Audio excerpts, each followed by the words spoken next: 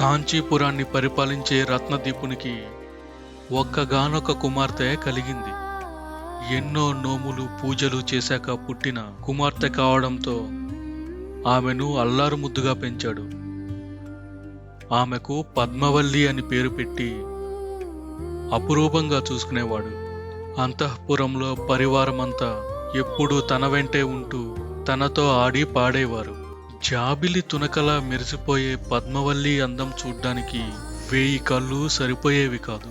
తల్లి మొదలు అంతఃపుర స్త్రీలందరికీ ఆమెను అందంగా ముస్తాబు చేయడం నిత్యకృత్యం. వనమంతా తిరిగి మేలైన పూలు తెచ్చి దండలు గుచ్చి పద్మవల్లి జడను అలంకరించేవారు.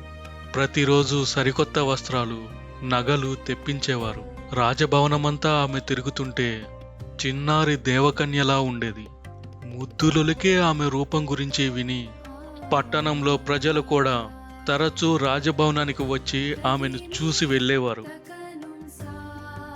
ఈ పూర్తి కథ కోసం ఛానల్లో చూడండి.